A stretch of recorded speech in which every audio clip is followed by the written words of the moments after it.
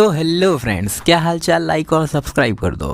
खैर, मेरा एक सवाल है, ये बताओ क्या तुम लोग अगर कोई मुसीबत में है या कोई कुछ चाहता है तो तुम उसकी मदद करोगे? मतलब मेरा सवाल ये है कि तुम मददगार इंसान हो या फिर नहीं। अगर जवाब हाँ है तो लाइक करो ना, सब्सक्राइब करो ना, किसका इंतजार कर रहे हो? कमेंट करो जल्दी जल्दी, तुम लोग क्या यार करते हो। चलो ठीक है, खैर स्टार्ट करते हैं बिना किसी बकवास के। तो आज हम लोग स्टार्ट करने वाले हैं हीरोइंग आर ट्राइंग टू किल मी के सीजन नंबर 2 को। और हाँ, लाइक मार देना तुम लोग अगर अच्छे इंसान हो। देख रहे हो आजकल क्या क्या करना पड़ता है लाइक मांगने के लिए। खैर, तो फिर स्टार्ट करते हैं ना बिना किसी बकवास के। तो फ्रे बताता है कि वो हीरो जिसने कि दुनिया को 1000 साल पहले बचाया था, मनाका इसेई, और मैं उसका डिसेंडेंट हूँ। अगला हीरो फ्रेरियन स्टारलाइट। मैंने सिस्टम की प्रोफेसी का भरोसा किया और एक हिडन रास्ते को अनलॉक किया। उसके लिए मैंने अपने सबसे ज़्यादा जो प्यारे लोग थे उनको मरवाया, और उसी के साथ में सारी हीरोइनों को। तो जो उसका कारण था वो हो गया। तो मुझे एक हिडन रूट हो, जिस वजह से एक हिडन रूट बाहर आया। जैसा कि इसका नाम था, एक रूट जहाँ पर तुम्हें एकदम स्कम के तरीके एक्ट करते हुए सबसे ज़्यादा बेकार पॉसिबल तरीके से अपने कामों को करना है। और बस मुझे यही पक्का करना है कि कोई भी मरे नहीं। मुझे बस 5 हीरोइनों को जिंदा रखना है। मैं एक ऐसी दुनिया बनाऊंगा जहां पर सभी के सभी लोग खुश होंगे। लेकिन कुछ अजीब हुआ, जो 5 की 5 हीरोइनें थीं उनको पिछली जिंदगी की हर बात याद आ गई, जो भी फ्रेरेयन स्टारलाइट ने गलत किया था। अब वो लोग मुझ पर अटैक करेंगी। इतने सारे ट्विस्ट एंड टर्न के बाद में मैंने फाइनली फर्स्ट मेन क्वेस्ट को क्लियर कर ही लिया। और अब मैं जानता था ये होने वाला है, लेकिन 3 पेनल्टी, वो भी एक साथ, ये कुछ ज़्यादा ही है। सिस्टम, जैसे ही मैं उठा तुमने मेरे सामने एक बहुत ज़्यादा हार्ड क्वेस्ट को रख दिया। सिस्टम, तुम सच में पूरे तरीके से मर्सीलेस हो। और जा कर के फाइट आइट करने लगता है और कहता है कि आ जाओ, और जा कर के उनको मारते हुए कहता है कि मैं कभी भी हार नहीं मानूंगा। कुछ घंटों पहले का सीन दिखाया जाता है सन गॉड ऑर्डर का।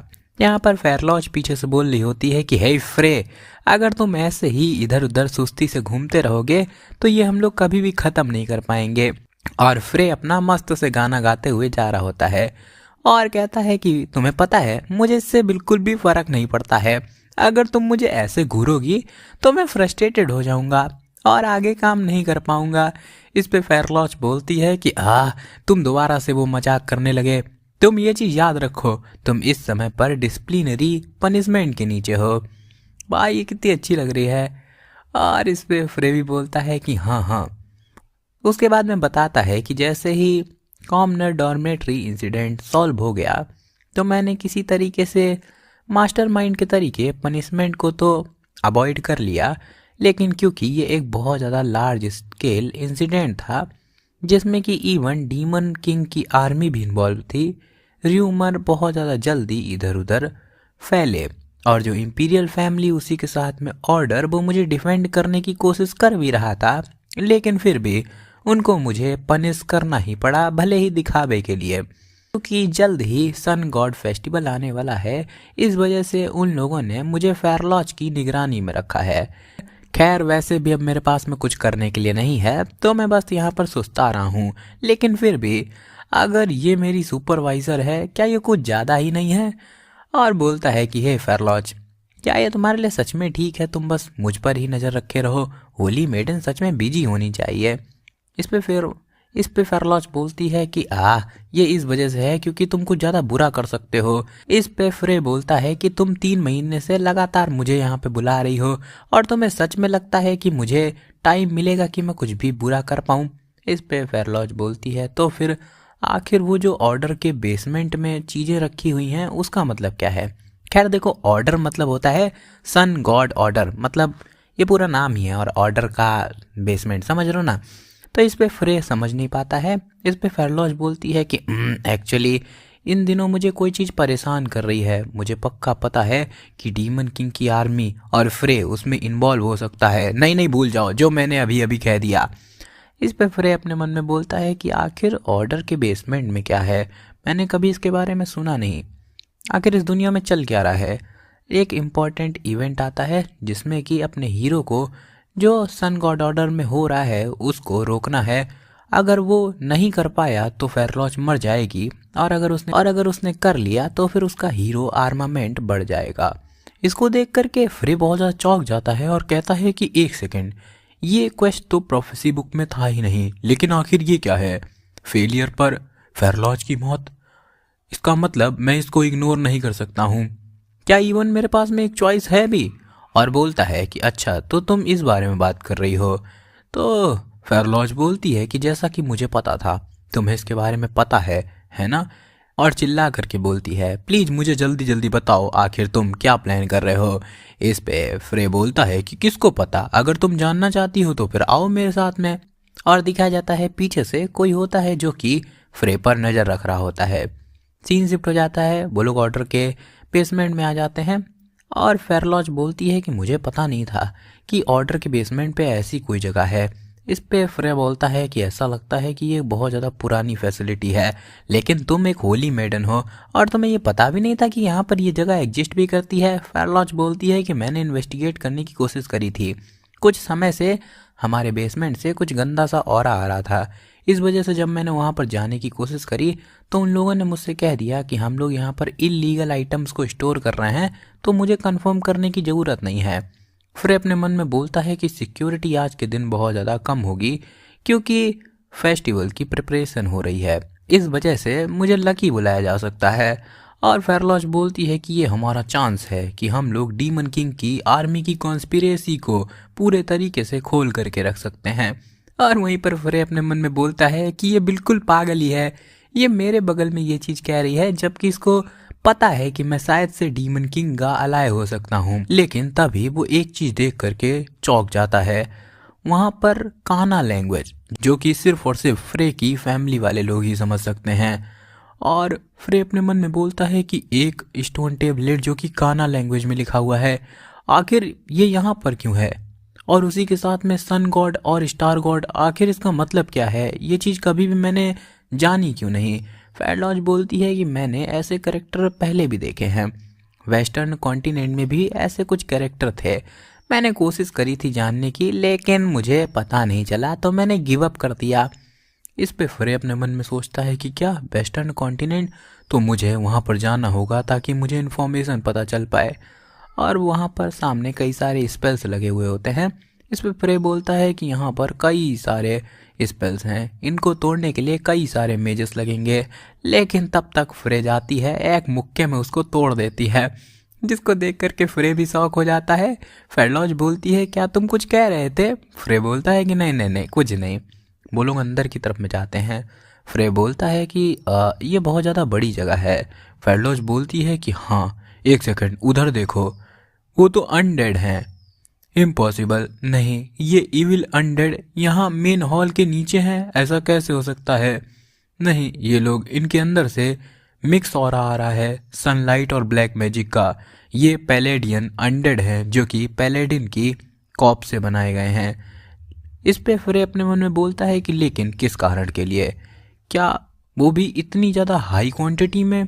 तभी फेरलॉज बोलती है ऊपर देखो फ्रे। फ्रे भी ऊपर देखता है, वहाँ पर एक बहुत बड़ा सा मैजिक सर्कल बना होता है, जिसको देख करके फ्रे अपने मन में बोलता है कि एक सेकंड, ये तो एक सेक्रीफाइजल मैजिक सर्कल है। फेरलॉज बोलती है कि ये बहुत ज़्यादा बड़ा है, जितना कि हम लोगों ने कॉमनर डॉर्मेट्री में देखा था। इसको देख करके फ्रे घबरा जाता है। अनडेड, एक जाइंट सेक्रीफाइजल मैजिक सर्कल, एक सेकेंड। तो अब तुम्हें तुम्हारे सवाल का जवाब मिल गया क्या। इस पे फेरलॉज बोलती है फ्रे बोलता है कि तुम मेरे साथ में आ गई बिना किसी डिफेंस के, तुम पूरे तरीके से पागल ही हो। फेरलॉज बोलती है क्या तुम पागल हो चुके हो, तुम क्या सोच रहे हो, अगर कुछ भी हुआ तो फिर मैं सन गॉड की प्रोटेक्शन का यूज कर सकती हूँ। इस पे फ्रे बोलता है कि सन गॉड की प्रोटेक्शन बस एक ही बार यूज करी जा सकती है, तुम पहले ही एक बार उसका यूज कर चुकी हो है ना, जब तुमने गेट को खोला था। तुम मुझे रोक नहीं सकती हो।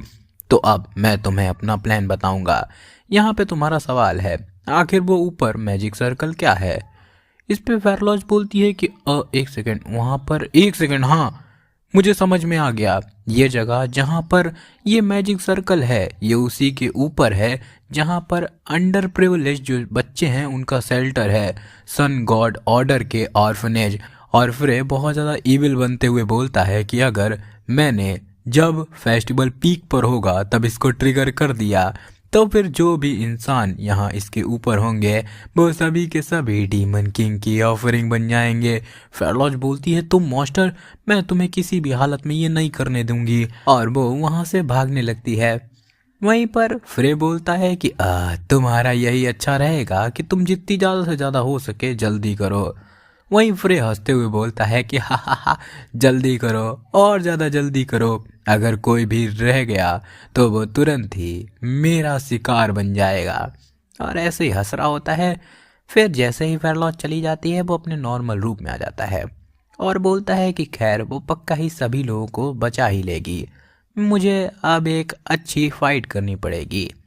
बस यहाँ पर एक ही तरीका है जिससे कि मैं बुरा एक्ट करते हुए सबको बचा सकता हूँ। वो जो पैलेडियन नाइट होते हैं वो अटैक कर देते हैं। फ्रे बोलता है कि वेल अब कोई भी नहीं देख रहा है तो फाइनली वक्त आ गया है कि मैं भी अब एक हीरो के तरीके कुछ समय बाद फाइनली फाइट कर सकता हूँ। और वो फाइट करने के लिए आगे बढ़ जाता है और बहुत ज़्यादा अच्छा लग रहा होता है। मैं जानता हूँ कि जब दो लोगों को मेरी आइडेंटिटी के बारे में पता चल चुका है उसकी वजह से जो मेरे ऊपर आफ्टर इफेक्ट आए हैं वो बहुत ज़्यादा बुरे हैं, लेकिन मैंने ये नहीं सोचा था कि ये इतने ज़्यादा होंगे। ऐसा चलता रहा तो फिर तो मैं जल्द ही मर जाऊंगा। और फिर से अटैक करने के लिए तैयार हो जाता है, कई सारे को काट रहा होता है। आयरन ने वो पीछे से देख रही होती है और अपने मन में सोचती है कि हाँ जो मैंने सोचा था वो पूरे तरीके से सच है। 1 महीने पहले मैं वापस गई थी ग्रे फॉरेस्ट में और वो सच में फ्रे का ही माना था, तो रयान उसकी रियल आइडेंटिटी थी फ्रे। लेकिन अगर ऐसी ही बात है ये तो बिल्कुल सेंस ही नहीं बना रहा है। आखिर वो मुझे क्यों ही प्रोटेक्ट करेगा जबकि पहले उसने ही मुझे कर्ज करने की कोशिश करी हो। आखिर असल में उसका गोल क्या है, आखिर वो सिर्फ और सिर्फ बुरे काम दूसरों के सामने ही क्यों कर रहा है। फ्रे आखिर वो है कौन। तभी दिखाया जाता है फ्रे के ऊपर जो पैलेडियन नाइट होते हैं वो भारी पड़ने लगते हैं, लेकिन फिर भी फ्रे अपना माना रिकवर करके फिर से उनको मारने लगता है और कहता है कि अब ये बहुत ज़्यादा कम हो चुके हैं, मैं इनको धीमे धीमे करके हरा सकता हूँ। लेकिन तब तक वहाँ पर 2 प्रीस्ट जैसे होते हैं पैलेडियन नाइट, वो जा कर के उस सर्कल को एक्टिवेट करने लगते हैं। इसको देख कर के फ्रे चौंक जाता है और कहता है नहीं ये नहीं हो सकता है, और घबराते हुए बोलता है कि ऐसा चलता रहा तो फिर तो दिक्कत हो जाएगी। और एक साथ कई सारों को मारते हुए आगे बढ़ता है और वो जो प्रीस्ट वाले होते हैं उन पर अपनी पूरी पावर लगा करके आखिरी पावर को जुटा करके उन दोनों को भी एक साथ मार देता है, जिससे कि जो मैजिक सर्कल था वो तो ख़त्म हो ही जाता है, लेकिन साथ में फ्रे भी बहुत ज़्यादा थक जाता है। वो बोलता है कि मैंने कर दिया, मैंने उन अनाथ बच्चों को बचा लिया, लेकिन उसी के साथ में वो बेहोश हो जाता है। वो सारे के सारे पैलेडियन नाइट बढ़ते हैं आगे अटैक करने के लिए फ्रे के ऊपर, लेकिन तब तक आती है अपनी आयरन और उन पर अटैक करके उनको दूर करती है और कई सारे अटैक से कई सारों को जला देती है। फिर फ्रे को उठाती है लेकिन फ्रे उठ नहीं रहा होता है। तब तक अचानक से आग पूरे तरीके से ख़त्म हो जाती है और कई सारे पैलेडियन नाइट आ जाते हैं, लेकिन उसके पास में अटैक वाले तलिस्मान बचे नहीं होते हैं। लेकिन तभी उसको एक और स्क्रोल के बारे में याद आता है और वो याद करती है ये स्क्रोल उसे इस वजह से मिला था क्योंकि उसने कई सारा सामान खरीदा था, तो दुकानदार ने उसे एक स्पेशल सर्विस के तरीके दिया था और ये एक अटैक तलिस्मान था। तो फिर वो भी उसको खोलती है और बोलती है चलो बहुत अच्छे, लेकिन जैसे ही उसको एक्टिवेट करती है वो निकलता है एक टेलीपोर्टेशन स्क्रोल, जिससे कि वो लोग वहाँ से टेलीपोर्ट होके एक अलग ही जंगल में आ जाते हैं। जिसको देख करके आयरन ने पहले तो फ्रे को चेक करती है क्या वो जिंदा है या फिर नहीं, और फिर सोचती है ये तो एक अटैक तालिस्मान होना चाहिए था, मुझे उनसे इस बात की कंप्लेन करनी पड़ेगी। खैर आखिर ये कहाँ पर है। तभी वो देख करके चौंक जाती है और बोलती है ये तो वो सीक्रेट बेस है जो कि मैंने और फ्रे ने बचपन में बनाया था जब हम लोग छोटे हुआ करते थे, जिसका मतलब हम लोग पास के जंगल में ही हैं और ये कितना ज़्यादा कोइंसिडेंस की बात है कि ये स्टारलाइट ई स्टेट के बहुत ज़्यादा नज़दीक है। ऐसा लग रहा है जैसे कि किसी ने ये इंटेंशनली किया है। ये बंदा, इसके पास में कई सारे जवाब हैं, मुझे किसी भी हालत में इससे डायरेक्टली पूछना ही पड़ेगा। और उसको अंदर ले जाती है। फिर रात से दिन होता है। अगले दिन फ्रे खून की खांसी करते हुए उठता है और बोलता है कि आखिर मैं कहाँ पर हूँ। तब तक वहाँ पर कोई बोलता है, यंग मास्टर क्या आप ठीक हैं? दिखाया जाता है वहाँ पर केनिया होती है, लेकिन असल में आयरने ने केनिया का रूप रखा होता है। और फ्रे बोलता है कि केनिया आखिर तुम यहाँ कैसे? केनिया बोलती है कि हाँ, मुझे ये जान करके अच्छा लगा कि आप उठ चुके हैं। इस पे फ्रे बोलता है कि तो अच्छा, तो तुमने मुझे बचाया, थैंक यू केनिया। इस पे केनिया अपने मन में बोलती है कि तो बहुत अच्छे, उसको अभी तक पता नहीं चला है कि मैं आयरने हूँ। और बोलती है कि वेल, मुझे बहुत ज़्यादा बुरी फीलिंग आ रही थी, इस वजह से मैं आपका सीक्रेटली पीछा कर रही थी। इस पे फ्रे बोलता है कि वाय दबे, आखिर ये जगह कौन सी है? ये जानी पहचानी सी लग रही है। हाँ, जब मैं छोटा हुआ करता था तब तक केनिया उसको रोकती है, यंग मास्टर अभी के लिए आप कुछ खा लीजिए, और कई सारा सामान लाती है और कहती है कि आपको खा लेना चाहिए। सेब निकालती है। फ्रे इधर उधर देखता है, फिर कहता है कि हे केनिया, तुम्हें ये बेरीज याद हैं? हम लोग पहले इसको खाया करते थे, है ना? आखिर इनको हम लोग क्या बुलाया करते थे? मतलब इनका नाम कुछ अजीब सा था। इस पे केनिया बोलती है कि वो थे ice dragon berries young master. इस पे फ्रे बोलता है कि ओह हाँ, आइस ड्रैगन, ये सच में बहुत ज़्यादा अजीब सा नाम था। केनिया बोलती है कि यंग मास्टर, क्या आप मुझे सब कुछ डिटेल में बता सकते हैं कि आखिर क्या हुआ? फ्रे बोलता है कि अच्छा ठीक है, तो मैं बताता हूँ, और सब कुछ बता देता है। करते करते शाम हो जाती है। केनिया बोलती है कि अच्छा, इन शॉर्ट आप एक हीरो के तरीके इस दुनिया को बचाने की कोशिश कर रहे हैं, लेकिन अनएक्सपेक्टेड चीज़ें लगातार होती चली जा रही हैं। फ्रे बोलता है कि हाँ, तुम समरी में ये भी कह सकती हो। तो केनिया बोलती है ठीक है, मैं थोड़े समय के लिए बाहर जा रही हूँ। फ्रे उसको देखता है और बोलता है कि बहुत अच्छे, मैंने तुमसे एक बार कहा था ना कि तुम एक्टिंग में एकदम बेकार हो। बाहर दिखाया जाता है केनिया नदी के बगल में बैठी होती है और कहती है, मेरा सर पूरे तरीके से चकरा रहा है, आखिर आखिर ये सब चल क्या रहा है? मुझे अच्छे तरीके से याद है पिछली ज़िंदगी में उसने मुझे मारा था, आखिर मुझे क्या करना चाहिए? तब तक फ्रे उस पर एक अटैक करता है और आयरन ने दूर हट जाती है और बोलती है कि आखिर तुम कौन हो? तो फ्रे बोलता है कि जैसा कि मैंने सोचा था, मुझे तुम मिल गई आयरन ने बोलती है, तो इसी वजह से मेरे हिसाब से मुझे ये महसूस कर लेना चाहिए था जब मैंने वो माना देखा। ओ भाई, कितनी प्यारी लग रही होती वे। और वो बोलती है, मुझे जवाब दो फ्रे, आखिर मुझे तुम्हें क्यों बचाना चाहिए? फ्रे बोलता है कि तुम्हें मुझे बचाने की ज़रूरत नहीं है। वेल, मैं बहुत पहले से ही तैयार हूँ कि लोग मुझे हेट करें। कुछ समय के लिए इंतज़ार करो, बस मेरे लिए। जब सारी की सारी चीज़ें ख़त्म हो जाएंगी, मैं डेफिनेटली तुम्हारे पास में आऊँ ताकि मैं तुमसे प्रॉपरली माफ़ी मांग पाऊँ। तब तक के लिए मैं तुम्हें प्रोटेक्ट करना चाहता हूँ। और एकदम प्यारा मोमेंट होता है। हीरो हीरोइन दोनों एक दूसरे के आंखों में आंखें डाल करके देख रहे होते हैं। तभी आयरन ने थोड़ा सा शर्मा करके नीचे देखने लगती है और बोलती है कि तुम सच में बहुत बड़े सरदर्द हो, मुझे बचाओगे? तुम खुद यहाँ पर मरे जा रहे हो बार बार। अगर तुम सही में मर गए तो फिर तो तुम मुझसे माफ़ी भी नहीं मांग पाओगे, है ना? हे, ये याद रखना, मैं तुम्हें तब तक बिल्कुल भी नहीं मरने दूंगी जब तक कि मुझे तुमसे तुम्हारी माफ़ी नहीं मिल जाती है। और भाई बहुत ज़्यादा प्यारी लग रही होती है यार, कितनी एंजल जैसी लग रही है यार। फिर स्माइल करता है और बोलता है थैंक यू आयरन ने बोलती है कि मैंने इतना ज़्यादा हाई वैल्यू का आइटम बेकार में यूज कर लिया, चलो वापस चलते हैं। फ्रे बोलता है कि हाँ ठीक है, और वहीं अपने मन में सोचने लगता है कि वो मिस्टीरियस सा स्क्रोल जिसकी वजह से हम लोग यहाँ पर आ गए, ये कुछ ज़्यादा ही सस्पिशियस है जब इसके बारे में सोचा जाए। क्या ऐसा हो सकता है कि ये सारी की सारी सिचुएशन वो किसी के द्वारा क्रिएट की गई है? हो मैन, कोई पीछे से कंट्रोल कर रहा है। खैर, सीन शिफ्ट होकर के दिखाया जाता है वही जो डीमन किंग की एक पार्ट जैसी होती है। वो जाती है एक स्टोर में और गेट खोलती है, तो सामने वाला बंदा बोलता है कि आज के लिए ये बंद है। तो वो लड़की बोलती है कि ऐसा लगता है कि तुम्हारे पास में बहुत ज़्यादा फ्री टाइम है डोमिरकन। इस पे वो बोलता है कि ओ मेरी, ऐसा लगता है कि यहाँ पर कोई स्पेशल गेस्ट आया है, और अपने आसपास एक बैरियर को लगा देता है और बोलता है कि तो तुम मेरी ट्रू आइडेंटिटी को जानती हो, आखिर तुम्हारा आने का कारण क्या है।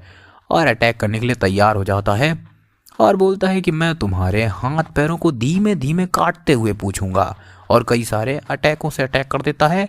इस पे वो लड़की बस एक अपनी फिंगर को हिलाती है, जिससे कि उसका पूरा का पूरा स्पेस, उसी के साथ में उसके सारे के सारे अटैक एकदम पूरे तरीके से बर्बाद हो जाते हैं। इसी के साथ में वो भी दूर गिरता है जा करके, और बोलता है कि एक सेकेंड, ये सिर्फ और सिर्फ एक फिंगर के फ्लिक से ही बर्बाद हो गया, ये मत कहना कि आप डीमन लॉर्ड हैं। इस पे वो बोलती है कि हाँ, बहुत टाइम हो गया डोमिरकन, क्या हाल चाल है। सच में डीमन लॉर्ड वापस आ रही है। सीन शिफ्ट होकर के अगले दिन फ्रे का दिखाया जाता है, जो कि सो करके उठता है, और केनिया उसके पास में आती है और बोलती है क्या यंग मास्टर आप अच्छे से सो पाए। इसको सुन करके फ्रे भी बोलता है कि हाँ, मैं बहुत अच्छे से सोया, मैं इतने अच्छे से सोया कि आज मुझे जो बुरे सपने आते थे वो भी नहीं आए। इसको सुन करके केनिया भी खुश हो जाती है और बोलती है कि बहुत अच्छे, आप मुझ पर भरोसा कर सकते हैं, जब भी आपको कोई भी प्रॉब्लम हो, आफ्टर ऑल मैं ही अकेली हूँ। तब तक वहाँ पर आयरन आती है और बोलती है गुड मॉर्निंग। फिर बोलती है कि नहीं, अब मैं आपकी अकेली तो नहीं रही हूँ, लेकिन फिर भी मैं आपकी लॉयल सबऑर्डिनेट रहूँगी। और फिर फ्रे शांति में बैठ करके बोलता है कि ऐसा लगता है बहुत सारी चीज़ें घट चुकी हैं, लेकिन दोबारा ज़्यादा कोई बड़ा इशू नहीं हुआ है। केनिया और आयरन ने, ऐसा लगता है उन लोगों ने अपनी सेटिस्फेक्शन के हिसाब से बातें कर ली हैं। आयरन के अनुसार जिससे इस समय हम लोगों को सबसे ज़्यादा केयरफुल रहना चाहिए वो क्लाना ही है। उसने पहले ही ये सेंस कर लिया है कि केनिया थोड़ी सी चेंज हो गई है, इस वजह से वो ज़्यादा इन्फॉर्मेशन को बाहर नहीं निकलने दे रही है। और जब से कॉमनर डॉर्मेट्री का इंसिडेंट हुआ है, वो हर एक मौका ढूंढ रही है किस तरीके से वो मुझे मार पाएगी। और आयरन ने बताती है कि इवन उसने मूनलाइट के जो भी एल्डर्स थे उनको भी अपनी साइड में कर लिया है। ऐसा लगता है कि वो सच में तुमको मरवाना ही चाहती है। फ्रे अपने मन में बोलता है कि इसको तो सेलेना भी आराम से कंट्रोल नहीं कर सकती है, आखिर मुझे क्या करना चाहिए। अभी के लिए चलो मेन क्वेस्ट को देखते हैं। नेक्स्ट चैप्टर होगा जो स्लेब्स, मार्केट में स्लेब हैं उनको छुड़ाने से रिलेटेड। डीमन लॉर्ड की आर्मी वो भी अपना जो मूव है वो शुरू कर चुके होंगे, ऐसा ही प्रोफेसी बुक में लिखा हुआ है। मुझे डिटेल्ड एक स्ट्रेटजी बनानी पड़ेगी और उसी के साथ में अपने असैसिनेशन से भी बचना पड़ेगा, क्योंकि अभी वैकेशन स्टार्ट होने वाला है, तो हम लोग के पास में अच्छा खासा टाइम है, तो मैं केयरफुली अपने प्लान को बना सकता हूँ। तब तक दिखाया जाता है, टीचर बोलती है कि वेकेशन के दौरान पे यहाँ पर एक स्पेशल एग्ज़ाम कंडक्ट किया जाएगा। फ्रे इसको सुन करके शौक हो जाता है, फिर बोलता है कि नहीं, मुझे समझ में नहीं आ रहा है, आखिर एग्ज़ाम तो ख़त्म हो गए हैं ना, तो फिर ये क्यों हो रहा है। इसको सुन करके टीचर बोलती है कि हाँ, वो ख़त्म तो हो गए हैं, लेकिन कुछ अलग लोग थे जिनके बारे में पता चला कि वो घूस वूस दे करके अपना काम निकलवा रहे हैं। इस वजह से एडमिनिस्ट्रेटर ने ये सोचा कि यहाँ पर एक रीटेस्ट की ज़रूरत है, और ये असल में फ्रे की ही बात हो रही थी। फ्रे ही घूस वूस दिया करता था। वहीं पर सब बच्चे अलग अलग बातें करने लगते हैं। तब तक क्लाना बोलती है कि ये इंपीरियल फैमिली का ऑर्डर है, अगर कोई भी इसके खिलाफ जाएगा तो वो देश से गद्दारी कर रहा है। इसको सुनकर के फ्रे अपने मन में बोलता है कि क्या इंपीरियल फैमिली, ये पक्का ही क्लाना कर रही है, उसको इतना ज़्यादा पावरफुल बैकअप मिल गया, वाह बहुत अच्छे। वहीं पर टीचर बोलती है कि अब तुम लोग अपने अपने रिप्रेजेंटेटिव को वोट दे करके चूज़ कर सकते हो, तुम्हें अपने रिप्रेजेंटेटिव को किसी भी हालत में बचाना है, और हर टीम का जो रिप्रेजेंटेटिव है उसको चूज करने का तुम लोग को अधिकार है। सब लोग जाते हैं। फ्रे अपने मन में बोलता है कि सभी के सभी कॉमनर वो क्लाना को वोट देंगे, लेकिन नोबल की बात करी जाए तो मैं कुछ बोल नहीं सकता हूँ। कोई भी अगर बुद्धिमान इंसान होगा वो किसी भी हालत में मुझे तो चूज़ नहीं करेगा, क्योंकि मैं डीमन लॉर्ड की आर्मी का मेंबर समझा जा रहा हूँ। लेकिन दिखाया जाता है क्लाना, उसी के साथ में फ्रे ही चूज़ किए जाते हैं। फ्रे अपने मन में सोचता है, डैम इट, क्या ये लोग इडियट हैं। टीचर बोलती है कि ऐसा लगता है कि अब ये डिसाइड हो गया है, मैं अनाउंस करूंगी हर टीम के रिप्रेजेंटेटिव को। तो नोबल टीम की रिप्रेजेंटेटिव है क्लाना सोलर सनराइज, उसी के साथ में कॉमनर टीम का रिप्रेजेंटेटिव है फ्रे रेयन स्टारलाइट। इसको सुनकर के सभी लोग शॉक हो जाते हैं और कॉमनर बोलते हैं कि लेकिन हमने तो क्लाना को चूज किया था, आखिर हमारा रिप्रेजेंटेटिव वो फ्रे कैसे है। इसको सुनकर के वो टीचर बोलती है कि वास्तव में मैंने यही कहा था, लेकिन मैंने ये तो नहीं कहा था कि तुम जिस रिप्रेजेंटेटिव को चुनोगे वो तुम्हारी ही टीम का रिप्रेजेंटेटिव बनेगा। खैर, अब तुम लोग अपने टीम में बात कर लो और कैसे तुम्हें अपने रिप्रेजेंटेटिव को डिफेंड करना है वो सब देख लो। और सबसे बड़ी बात, जो भी टीम जीतेगी वो किसी भी एक बंदे को एक्सपेल करवा सकती है, चाहे उसका ग्रेड लेवल कितना भी ज़्यादा क्यों ना हो। फ्रे अपने मन में बोलता है कि शिट, ये कंडीशन बहुत ज़्यादा बेकार है, तो मेरे लिए सबसे ज़्यादा बेसिक कंडीशन यही होगी कि मैं यहाँ पर एक एकेडमी का स्टूडेंट बना रहूँ। इसका मतलब मुझे यहाँ इस मैच को जीतना ही पड़ेगा। दिखाया जाता है वो लोग घोड़ा गाड़ी से कहीं जा रहे होते हैं और केनिया अलग अलग चीज़ें लिख रही होती है और बोलती है कि यहाँ पर हम लोगों ने स्टारलाइट मेंशन से थोड़ी सी मदद मांगी है। फ्रे बोलता है कि हाँ, ये भी ज़रूरी है। पहली बात तो जो क्लाना है उसके पास में बहुत ज़्यादा एडवांटेज आ चुका है, अगर चीज़ें और ज़्यादा बुरी हो गई तो फिर इंपीरियल पैलेस भी हम लोग के खिलाफ जा सकता है। केनिया बोलती है कि अभी के लिए मैंने मेन फैमिली से कांटेक्ट कर लिया है और मैंने उनके कोऑपरेशन के लिए कहा है। इसी के साथ में आयरन ने भी बोलती है कि हाँ, मैंने भी सभी लोगों को सिचुएशन समझा दी है और बोल रहा है कि फ्रे शायद से और ज़्यादा कोऑपरेटिव बन जाएगा जितना कि सोचा जा रहा है। वहीं पर फ्रे भी बोलता है कि आखिर ये जो प्रोफेसी बुक का कंटेंट है वो चेंज क्यों होता जा रहा है, मुझे मदद चाहिए। तब तक अचानक से एक झटका लगता है, तो फिर फ्रे घोड़ा गाड़ी वाले को हड़काता है कि तुमने अचानक से क्यों रोक दी। इस पर वो बताता है कि सामने एक बंदा आ चुका है और उससे बोलता है कि हे, सामने से हट जाओ, आखिर तुम्हें क्या लगता है कि तुम किसके रास्ते में खड़े हो। सामने वही डीमन होता है। वो बोलता है कि ऐसा लगता है कोई भी गलती नहीं हुई है, प्लीज़ मुझे माफ़ कर देना, मैं हूँ डोमिरकन और मैं यहाँ पर ड्यूक फ्रे रेयन स्टारलाइट से मिलने के लिए आया हूँ। इसको सुनकर के वो तीनों लोग शॉक हो जाते हैं और केनिया बताती है कि डोमिरकन वो डीमन लॉर्ड आर्मी का नंबर 2 है। फ्रे अपने मन में बोलता है कि आखिर ये यहाँ पर क्यों आया होगा। फ्रे बोलता है कि तुम दोनों यहीं पर रुको, मैं उससे मिलने जा रहा हूँ। इस पे वो लोग बोलते हैं कि ये कुछ ज़्यादा ही रेकलेस है मास्टर।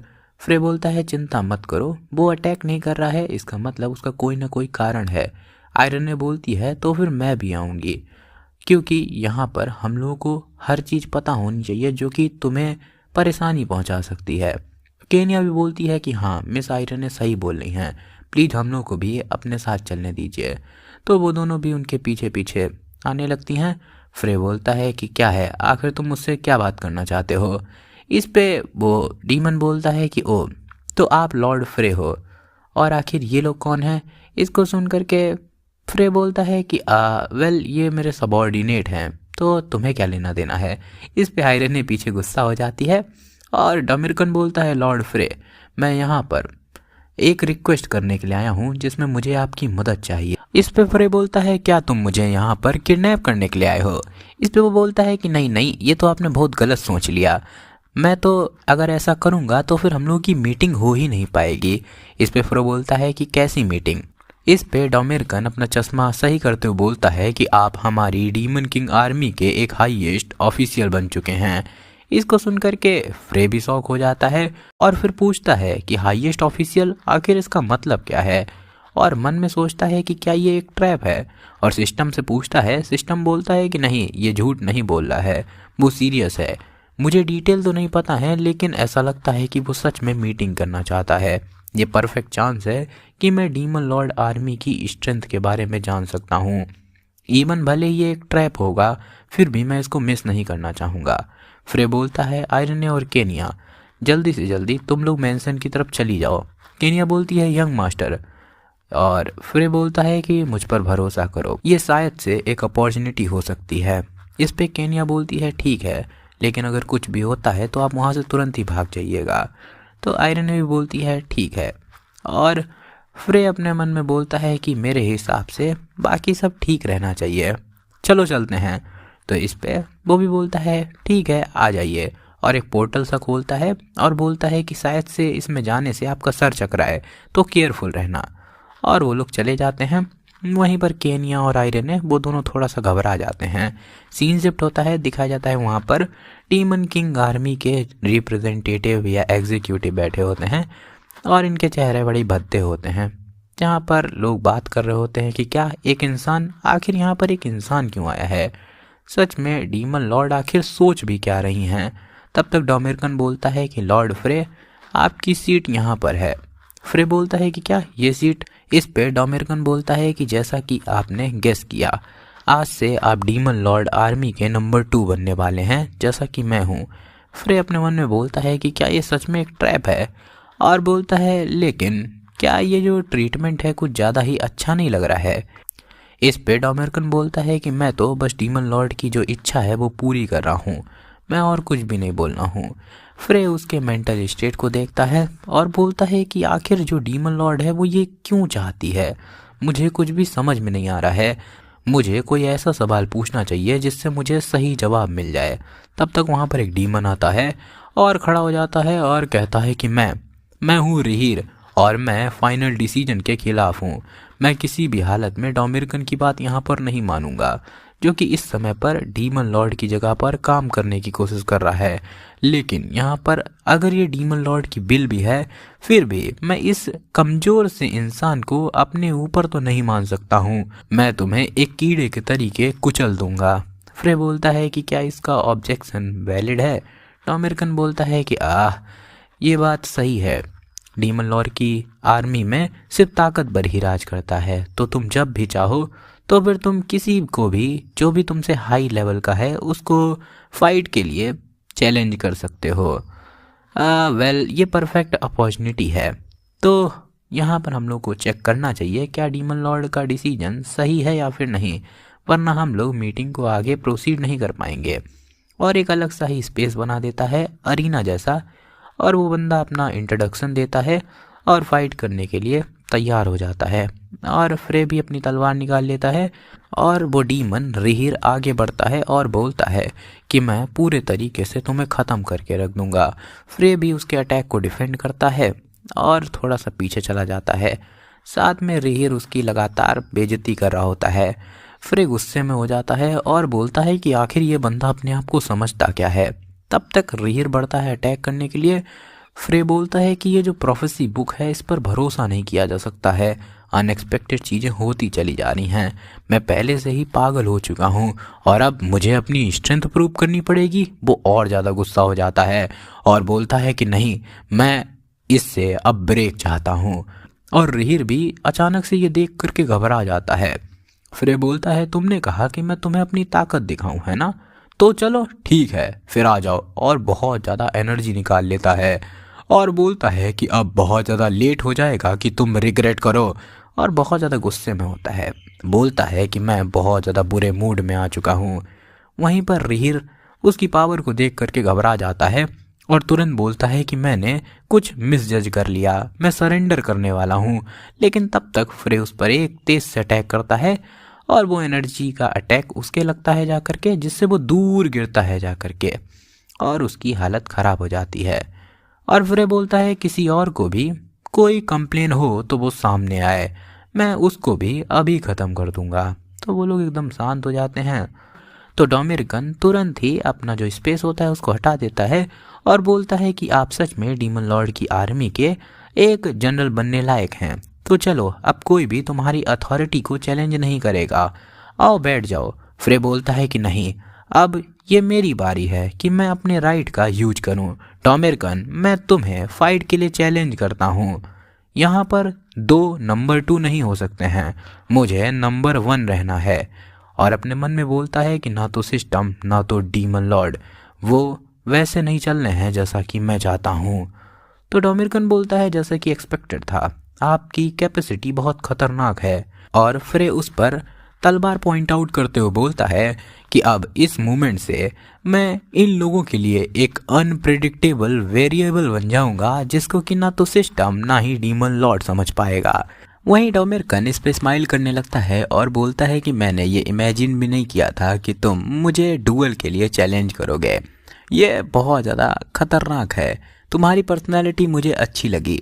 चलो, मेरे हिसाब से हम लोगों को एक सिंगल अटैक वाला बैटल करना चाहिए, क्या तुम्हें ये एक्सेप्ट है? इस पे फ्रे भी बोलता है कि हाँ, मुझे कोई भी दिक्कत नहीं है, और बताता है कि डोमिरकन वो ऐसा डीमन है जो कि अपने आसपास जो भी स्पेस होता है उसको मैनिपुलेट करता है, तो इसी वजह से वो ज़्यादा लंबे खींचे हुए बैटल पसंद नहीं करता है, और मेरा भी बिल्कुल सेम ही है।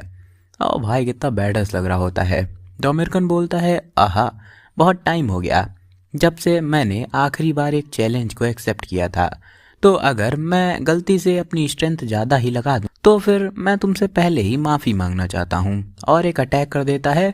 वहीं पर फ्रे भी बहुत तेज़ से तलवार चलाता है और उसके अटैक को रिफ्लेक्ट करने लगता है, लेकिन फ्रे के जो अटैक होता है उससे 2-3 स्लैश निकलते हैं। इस पे डोमिरकन बोलता है कि ऐसा लगता है कि हम लोग एक दूसरे के अटैक को ख़त्म कर देंगे, और ऐसा चलता रहा तो फिर मैच ड्रॉ हो जाएगा। फ्रे बोलता है कि नहीं, मुझे तो ऐसा नहीं लगता है, मेरे पास में अभी भी कुछ मूव हैं, और वो थोड़ा सा अपनी तलवार को स्लैश या फिर घुमाता टाइप में है, जिससे कि उसके बाकी जो ट्रेजेक्टरी होती है स्वॉर्ड की, तो वो दूसरी तरफ से उस पर अटैक करने के लिए आने लगती है। वहीं पर डोमिरकन उसको ब्लॉक करने की कोशिश करता है और अपने मन में सोचता है कि उसने इतनी जल्दी सारी चीज़ों को प्रिडिक्ट कर लिया, सच में ऐसा हो ही नहीं सकता है, क्या शुरू से ही उसने हर चीज़ को कैलकुलेट कर लिया था और तब से बस मेरा मजाक ही उड़ा रहा था। और फ्रे स्माइल करता है, और वहीं पर डोमिरकन अपने मन में बोलता है कि आखिर ये इंसान किस तरीके का है, और जो अटैक होते हैं फ्रे के वो डोमिरकन के लगते हैं, जाकर के उसके मुंह से ब्लड निकलने लगता है, और वो माफ़ी मांगता है कि मैं हार चुका हूँ लॉर्ड फ्रे, आखिर आपने ये कैसे किया? फ्रे बोलता है कि तो फिर नंबर 2 की पोजीशन वो मेरी है ना? क्या किसी को कोई ऑब्जेक्शन है? तो फिर चलो अपनी मीटिंग को शुरू करते हैं। दिखाया जाता है सभी लोग घबराए हुए होते हैं, और वहीं पर फ्रे बैठा हुआ होता है और बोलता है कि ये मेरा पहली बार है तो मैं कुछ भी नहीं बोलूँगा, तो डोमिरकन तुम सारी चीज़ों को संभालो। डोमिरकन बोलता है ठीक है, मीटिंग स्टार्ट करते हैं, और अपने मन में सोचता है ये बंदा अब कुछ ज़्यादा ही बोल्ड हो चुका है, मुझे गुस्सा आ रही है। फिर वो अलग अलग बातें बताने लगता है। वहीं पर फ्रे अपने मन में सोचता है कि मैं खुश हूँ कि ये सब कुछ सही तरीके से गया, इस पोजीशन के साथ में मैं डीमन लॉर्ड की आर्मी की इन्फॉर्मेशन आराम से निकाल पाऊँगा, बस मुझे केयरफुल्ली वही सेलेक्ट करना है जो कि मेरे लिए यूजफुल है। और तभी जैसे ही वो लोग नेक्स्ट एजेंडा की तरफ में बढ़ते हैं, वो होता है स्लेव मार्केट की फ़ोटो। फ्रे बोलता है कि बहुत अच्छे, मुझे इसको अच्छे तरीके से सुनना चाहिए। वहीं पर डोमिरकन बताता है कि जब स्लेव मार्केट आगे खुलेगा तो फिर हम लोगों को जा करके जितने ज़्यादा से ज़्यादा हो पाए उतने ज़्यादा से ज़्यादा स्लेव्स को सिक्योर करना पड़ेगा। जिस चीज़ से हमको बचना होगा वो है, फ्रे अपने मन में सोचता है कि ये लोग पूरे तरीके से पागल हैं। वहीं पर सीन शिफ्ट होकर के दिखाया जाता है। आयरन बोलती है केनिया, क्या फ्रे, क्या वो ठीक रहेगा? तो फिर वहीं पर केनिया बहुत ज़्यादा घबराई हुई होती है और बोलती है हाँ वो ठीक रहेगा, जो यंग मास्टर हैं वो पूरे तरीके से सेफ रहेंगे, मैं बिल्कुल भी डरी हुई नहीं हूँ। आयरन बोलती है कि अच्छा, तो ये तो अच्छी बात है, सुनो अच्छा। तो फिर केनिया बोलती है कि नहीं, मैंने तुमसे कहा ना मैं यंग मास्टर को लेकर के बिल्कुल भी चिंता में नहीं हूँ। इस पे आयरन बोलती है कि नहीं, मेरा मतलब ये नहीं था, हम लोग वहाँ आ गए हैं। वहीं पर दूसरी तरफ फ्रे अपने मन में बोलता है कि आज से मैं इन लोगों का यूज करूँगा और पूरे तरीके से इनको निचोड़ लूँगा, बस इनके मामलों में इंटरफेयर करके। और वहीं पर दिखाया जाता है केनिया घबराई हुई होती है। आयरन बोलती है कि हम लोग स्टारलाइट मैंसन में आ चुके हैं। फिर वहाँ से उतरती है और बोलती है चलो चलते हैं, तुम्हें याद है ना लॉर्ड फ्रे ने जो कहा था? केनिया भी बोलती है कि हाँ मुझे याद है, और वो अंदर जाती है। अंदर जा कर के सर्वेंट से बोल देती है कि तुम लोग आज से छुट्टी पर रहोगे और इस मेंशन को छोड़ करके जाओगे। वहीं पर ये जो सभी के सभी बच्चे हैं आज से मेंशन के नए सर्वेंट बनेंगे और यहाँ पर काम करेंगे। तो सभी लोग बोलते हैं क्या, ऐसा कैसे हो सकता है, आखिर हम लोग ऐसा क्यों ही करेंगे, ये अनबिलीवेबल है। इस पे केनिया ताली बजाते हुए बोलती है कि चलो अब बहुत हो गया है, बकवास मत करो, सभी लोग अपनी यूनिफॉर्म को पहन लो और काम को शुरू करो, कोई भी कंप्लेंट एक्सेप्ट नहीं की जाएगी। ये पूरी की पूरी कमांड हमारे सुपीरियर ऑफिसर लॉर्ड फ्रे की है। तो अपना फ्रे कुछ खतरनाक करने के मूड में है।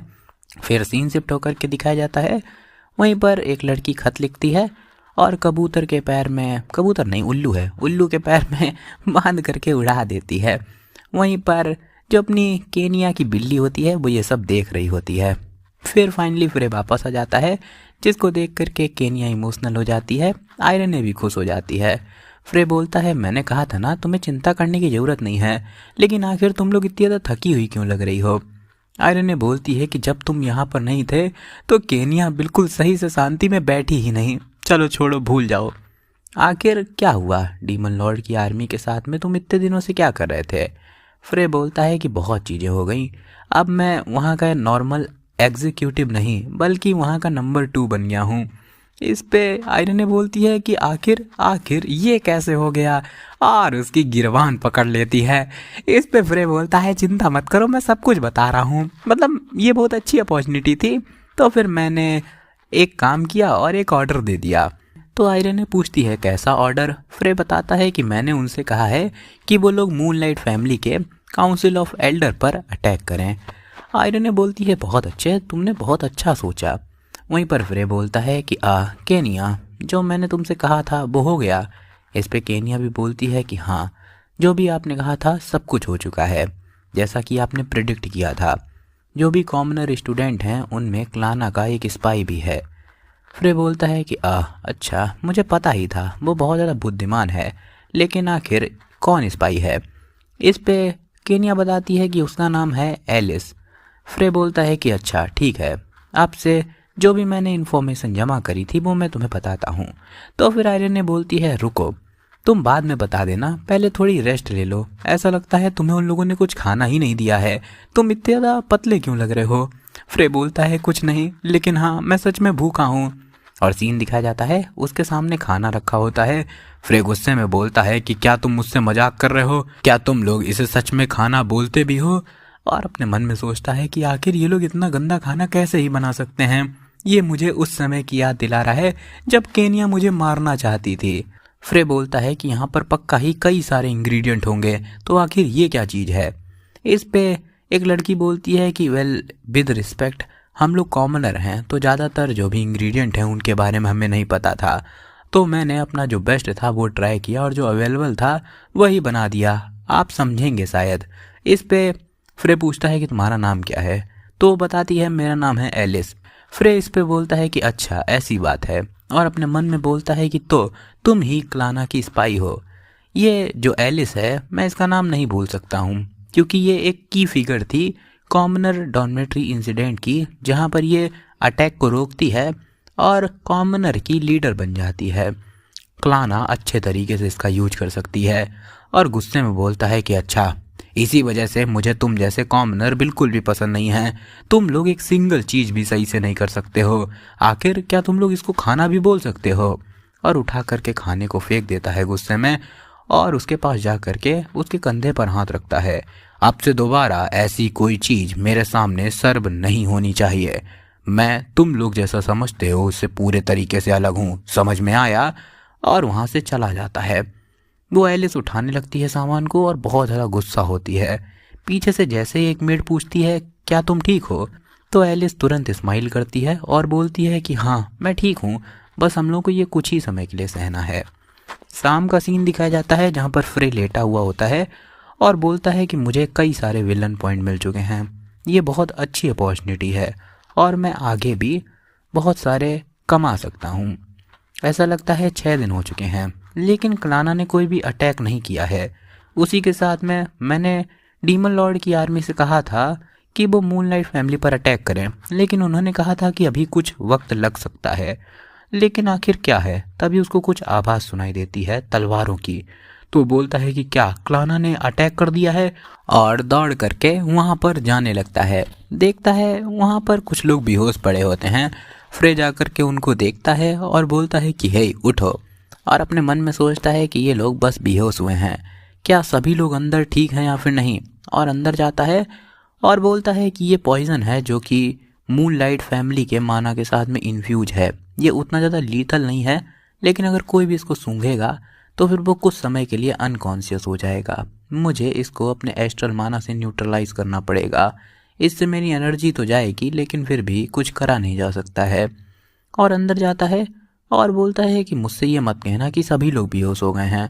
तभी वहाँ से उसको आवाज़ सुनाई देती है कि मैंने सुना कि अभी एंट्रेंस से कुछ आवाज़ आई है, मैं चेक करके आता हूँ। तभी कोई आता है, फ्रे वहाँ पर छुप जाता है और जा करके पीछे से उस पर अटैक कर देता है, जिससे कि वो वहीं पर गिर करके बेहोश हो जाता है। फ्रे बोलता है कि तो ये मूनलाइट फैमिली से हैं, मतलब कि ये अभी तक सीज बैटल नहीं है, मतलब कि क्लाना ने अपने इंडिपेंडेंट तरीके से इन लोगों को भेजा है। तो फ्रे बोलता है कि खैर ये कपड़े मुझे फिट हो सकते हैं, और उनको पहन करके उसके पास में पहुंच जाता है और बोलता है कि वहाँ पर कोई भी एबनॉर्मलिटीज़ नहीं थी। इस पे दूसरा बंदा बोलता है कि हाँ, ये पूरे तरीके से वेस्ट ऑफ टाइम था, हम लोग को जल्दी जल्दी यहाँ से निकलना पड़ेगा। फ्रे भी बोलता है कि यस सर, और अपने मन में बोलता है कि बहुत अच्छे, उसने नोटिस नहीं किया। मैं अब जल्दी से जल्दी ये पता करूंगा कि इनका आखिर यहाँ पर आने का गोल क्या था। वहाँ से फिर सीन शिफ्ट होकर के दिखाया जाता है एक स्टूडेंट का सीन जो कि बेहोश पड़ी होती है। वहाँ पर एलिस और एक और लड़की होती है, और वो लड़की पीछे वाली बोलती है कि एलिस, होली मेडन को क्या हुआ? इसको सुनकर के एलिस बोलती है कि वो बस अभी बेहोश हुई है, ये जगह सेफ है तो चिंता मत करो। बाकी अभी के लिए वहाँ पर कई सारे लोग हैं जो कि बेहोश हो चुके हैं, तो हम लोग सबकी मदद नहीं कर सकते हैं अभी के लिए, चलो बाहर चल करके किसी से मदद मांगते हैं। दिखा जाता है वो लोग जा रहे होते हैं कहीं पे, और अपने मन में एलिस सोचती है कि फ्रे भले ही कचड़ा है और उसको मर जाना चाहिए, लेकिन फिर भी हर किसी को इन सब चीज़ों में पूरे तरीके से इन्वॉल्व कर लेना ये प्रॉमिस का हिस्सा नहीं था, और उसी के साथ में जो टाइमिंग है वो भी शेड्यूल के अनुसार नहीं है। क्या जो काउंसिल ऑफ एल्डर हैं उन्होंने अपना प्लान खुद ब खुद ही चेंज कर दिया? नहीं, ये मायने नहीं रखता है। पहले तो मुझे जितने ज़्यादा से ज़्यादा लोग हों उतने ज़्यादा से ज़्यादा लोगों को बाहर ले जाना पड़ेगा। और फिर सीन शिफ्ट होकर के दिखाया जाता है उनका बॉस उन सभी लोगों को बुलाता है और बोलता है कि चलो हम लोगों को फ्रे को ढूंढना है। ये मायने नहीं रखता है कि बाकी लोगों के साथ में क्या होता है, अगर वो तुम्हारे सामने आती हैं या फिर तुम्हारे मिशन को डिसकंटिन्यू करने की कोशिश करते हैं तो बस उन्हें तुरंत ही मार दो, चलो जाओ ढूंढो जा करके। फ्रे वहाँ से जाते हुए अपने मन में सोचता है कि मुझे जल्द ही करनी पड़ेगी, मुझे एक तरफ से माना आ रहा है, और माना को सेंस करते हुए वहाँ पर पहुँच जाता है और बोलता है कि ये माना पॉइजन को दूर हटा रहा है, इस माना का सोर्स इधर है, और जाकर के एक चद्दर हटाता है जहाँ पर कई सारे बच्चे बैठे होते हैं जो एकदम शांत बैठे होते हैं। तो फ्रे उनसे बोलता है कि हे शांत ही रहना। तब तक कोई पूछता है कि क्या वहाँ पर कोई है, तो फ्रे उससे बोलता है कि हाँ, मुझे एक हिडन पैसेज मिला है। तो बंदा देखने के लिए आता है, फ्रे उस पर अटैक करके उसको बेहोश कर देता है और बोलता है कि प्लीज़ मुझे फॉलो करो और एकदम शांत रहना, और उनको ले जा करके बाहर छोड़ देता है। इस पे वो लोग उसको थैंक यू बोलते हैं और पूछते हैं कि आखिर आपने मुझे क्यों बचाया। तभी अचानक से एक माइक जैसा होता है जिससे आवाज़ आने लगती है कि प्लान में चेंज हो रहा है, कई सारे जो एलाइज थे उनके साथ में कम्युनिकेशन ख़त्म हो चुकी है, ऐसा लग रहा है स्टूडेंट ने अटैक कर दिया है। फ्रे अपने मन में कुछ सोचने लगता है, लेकिन तभी अचानक से एक इमरजेंसी इन्फॉर्मेशन आती है कि काउंसिल ऑफ एल्डर्स पर डीमन ने अटैक कर दिया है। इसको सुनकर के फ्रे बहुत ज़्यादा खुश हो जाता है और उस माइक से आवाज़ आती है कि तो ऑपरेशन को यहीं पर कैंसिल किया जा रहा है, प्लान बी पे स्विच हो जाओ, मैंसन पे आग लगा दो। और वो माइक टूट जाता है। फ्रे उसको देखता है और बोलता है आखिर ये टूट क्यों गया। सीन दिखाया जाता है आयरने का, जो कि कई सारे वो जो पर्सोनल होते हैं उनको हरा रही होती है और वहाँ से स्टूडेंट को निकालने की कोशिश कर रही होती है। तभी वहाँ पर एक बच्ची बोलती है कि अब हम लोग को यहाँ से चलना चाहिए, तो आयरने भी जाने लगती है और तभी सामने से वहाँ पर फ्रे आ जाता है। इसको देख करके आयरने घबरा जाती है कि अब हम लोग को क्या करना चाहिए, लेकिन फ्रे उसको समझा देता है कि ये मैं हूँ, और फिर उसी के बगल से वो निकल जाता है। इस पे वो लड़की पूछती है कि आखिर उसने हम लोगों को कुछ किया क्यों नहीं। आयरने बोलती है शायद से उसको हम लोगों से ज़्यादा कोई ज़रूरी काम होगा। दिखा जाता है फ्रे आयरने को देख रहा होता है और बोलता है कि बहुत अच्छे, आयरने भी निकल चुकी है, अब बस मुझे बेसमेंट में जा करके देखना पड़ेगा और सारी चीज़ों को ऑर्गेनाइज करना पड़ेगा। और जा रहा होता है तभी उसको एलिस दिखाई देती है। एलिस इसको देख करके घबरा जाती है और बोलती है कि इस लड़की का कुछ भी लेना देना नहीं है, मैं इसकी पूरी रिस्पॉन्सिबिलिटी लेती हूँ जैसा कि प्रॉमिस था, तो प्लीज़ इसको मत छुओ। तो फ्रे अपने मन में सोचता है कि क्या ये डायरेक्टली काउंसिल ऑफ एल्डर से जुड़ी हुई है।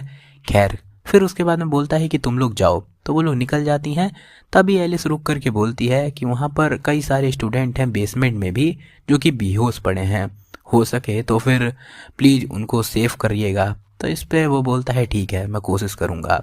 तो वो थैंक यू बोलती है और फिर बेसमेंट में पहुंच जाता है। वो अपने मन में सोचता है कि जैसा कि मैंने सोचा था, यहाँ पर मेरा कई सारा माना लग रहा है।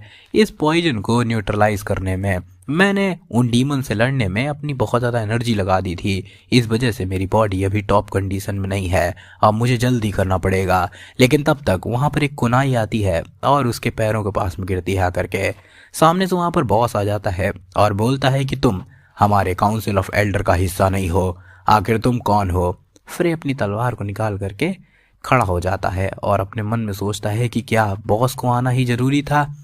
तो वो बॉस बोलता है कि तो तुम अपना मुंह नहीं खोलोगे है ना, चलो कोई बात नहीं, बहुत अच्छे, मैं तुम्हें छोटे छोटे पीसों में काट दूंगा, तब तो तुम मुंह खोलोगे ही। फ्रेस पे हंसते हुए बोलता है कि हा, मुझे हंसने पर मजबूर मत करो, यहाँ पर जो छोटे छोटे पीसेस में कटने वाला है वो तुम हो, क्योंकि तुमने इनोसेंट स्टूडेंट को इसमें इन्वॉल्व किया है और अटैक करने के लिए आगे बढ़ जाता है। खैर इसी के साथ में इस चैप्टर का एंड होता है। और देखो यहीं तक इसके चैप्टर आए थे, अभी आगे बिल्कुल इसके चैप्टर आए भी नहीं हैं। और जरा बताओ मानवा तुम लोगों को कैसा लग रहा है ना, जैसा लग रहा हो तुम लोग बताना। मतलब देखो एक चीज़ बताओ ना, मेरा एक ओपिनियन है इस मानवा के बारे में कि इस मानवा में पता नहीं क्यों भाई, मतलब पावर लेवल को बहुत बेकार तरीके से एकदम वो किया गया है। अब तुम अगर सोचो तो देखो वो जा करके जो डीमन का सबसे ज़्यादा स्ट्रॉन्गेस्ट नंबर 2 था उसको जा करके इसने हरा दिया, ठीक है। और वहीं पे 4-5 जब वो स्केलेटन से लड़ रहा था तो उसी में थक गया। मतलब अगर तुम सेकंड नंबर डीमन को हरा सकते हो तो कुछ स्केलेटन सोल्जर वो चाहे जितने ताकतवर उनको तो हरा ही सकते हो ना, चाहे वो 100-200 भी आ जाए तो इतना तो मिनिमल कर ही सकते हो। लेकिन अब डीमन के 2 को हराने के बाद में उससे वो थक के वहाँ बेहोश हो गया था। क्या ही बता दूँ, स्टोरी कुछ मतलब सही से मैचअप नहीं कर पाते। एक तो पावर लेवल भी नहीं सही से बताते हैं ये कितना ताकतवर है, डीमन या ताकतवर है ज़्यादा कि अपना हीरो ताकतवर है, कुछ कभी समझ में नहीं आता है। खैर जो भी हो तुम लोग बताना अगर तुम लोग को कुछ इसका समझ में आता है। मेरे को इसका पावर सिस्टम बिल्कुल नहीं समझ में आ रहा है, कसम से बता रहा हूँ। बाकी जो भी हो मुझे बताना। Till then tata, take care, bye bye.